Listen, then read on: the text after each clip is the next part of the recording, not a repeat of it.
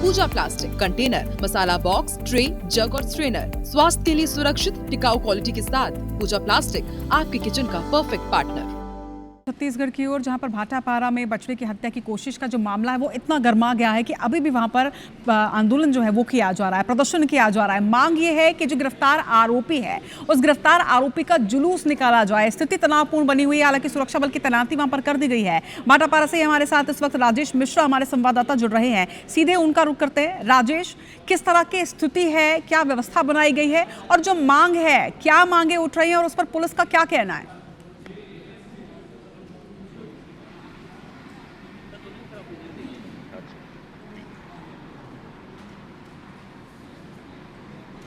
राजेश, आप सुन पा रहे हैं? जी बिल्कुल। अगर हम बात करें तो इस पूरी घटना को लेकर भाटापारा में अभी भी तनाव का माहौल है। लोग जो हैं, भीड़ हिंदू संगठन के लोग और भाटापारा के लोग अभी भी बस्ती में घूम कर बस दुकानों को बंद कराया। और अभी जो जानकारी मिली उससे पता चला है कि इन्होंने एक डिमांड पुलिस के सामने रखी है कि जो आरोपी पर गिरफ्तार किया गया है उसका जुलूस निकाला जाए, ये उनकी डिमांड है। और जो माहौल को देखते हुए पुलिस फिलहाल इससे बचती नजर आ रही है और उनका कहना है कि इससे लॉ एंड ऑर्डर और बिगड़ सकता है। तो उसको लेकर अब ये भीड़ जो है थाने जाने की तैयारी कर रही है, ऐसी जानकारी मिली है। हमारे साथ पूरी घटना को लेकर जानकारी बात करने के लिए एसडीओपी तारेश साहू जी हमारे साथ उपस्थित है। ये आरोपी जो पकड़ाया है, क्या आपको सूचना मिली थी, कितने देर बाद पकड़ाया? सूचना प्राप्त हुई थी कि हटरी बाजार में एक गौवंश जो 1-1.5 महीने का एक बछड़ा है उसके गले पर किसी धारदार हथियार से वार हुआ है और खून से लथपथ अवस्था में मिला है, जिसको गौ सेवकों की मदद से उसका वेटनरी डॉक्टर को बुलवा के इलाज कराया गया। बाद में सर्जरी के लिए रायपुर भी भेजा गया था। और घटना की सूचना मिलने बाद 10 घंटे के भीतर हमने आरोपी को ट्रेस आउट करके उसको अभिरक्षा में लेकर पूछताछ की, जिसमें आरोपी ने अपना अपराध भी स्वीकार कर लिया है।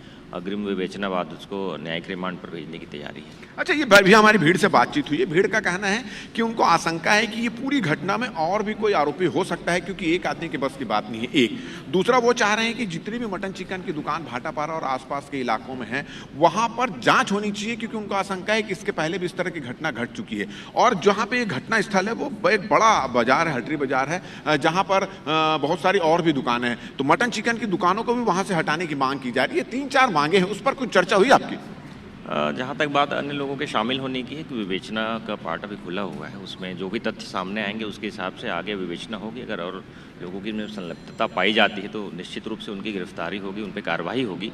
जहाँ तक बात दुकानों की शिफ्टिंग या चेकिंग की है तो हमारा संपर्क लगातार नगर पालिका, सीएमओ और खाद्य विभाग में फूड इंस्पेक्टर से भी है और बीच में इस तरह की चेकिंग होती रही है, आगे भी ज़रूर होगी। और तहसील के जो कर्मचारी हैं, तहसीलदार के साथ उन्होंने मार्किंग चालू कर दी है। जो भी अवैध दुकानें हैं उस पर विधि सम्मत कार्रवाई आवश्यक रूप से की। ये अभी भीड़ ये थाने पहुंच रही है और उनका यह कहना है कि आरोपी को बस्ती में घुमाया जाए, ये उनकी डिमांड है। क्या कर इसके बारे में क्या? आरोपी की गिरफ्तारी हो चुकी है। जिस अपराध के लिए उसे गिरफ्तार किया गया उस पर निश्चित रूप से कार्रवाई होगी। जो भी विधि सम्मत कार्रवाई होगी वो की जाएगी। चलिए, तो इनका कहना है कि आरोपी के खिलाफ विधि सम्मत कार्रवाई होगी। पशु क्रूरता अधिनियम के तहत इनके खिलाफ कार्रवाई कर दी गई है।